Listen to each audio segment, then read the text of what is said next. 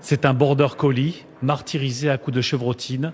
La bête ne survivra pas à ses blessures. On lui dénombre plus de 200 plombs de chasse dans le corps.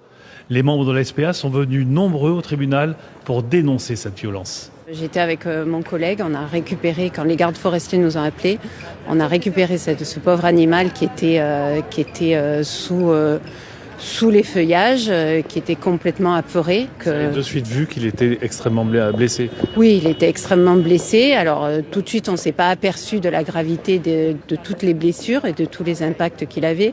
Mais on a pu aisément, et lui sans aucune agressivité, le mettre dans la cage de transport et le ramener au refuge pour qu'il soit pris en charge très rapidement. Le chien est pucé, la propriétaire identifiée, les tireurs au fusil de chasse sont entendus.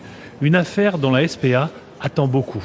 La justice française, elle considère les animaux comme des êtres sensibles et on peut aller jusqu'à 7 ans d'emprisonnement et 100 000 € d'amende. Si ces peines elles sont jamais appliquées, ça n'avancera jamais. Au bout d'un moment, il faut que quelqu'un serve d'exemple et décourage tous ceux qui pourraient avoir des envies tordues. À mon sens, l'association attend déjà qu'il y ait une repentance de la propriétaire et des intervenants dans ce dossier, qu'on ait un minima du recueillement et de la prise de... Les États-Unis sont une puissance établie mais qui se détourne progressivement de certains de ses alliés et s'affranchit de règles internationales qu'elle promouvait encore récemment, qu'il s'agisse du commerce, de certains éléments de sécurité ou de certaines enceintes.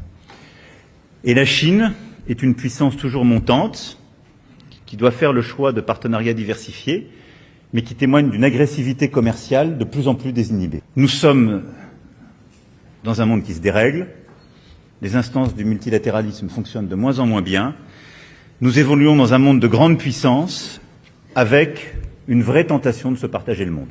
Et je crois que ce qui s'est passé durant les derniers mois ou parfois les derniers jours n'a rien enlevé à ce constat.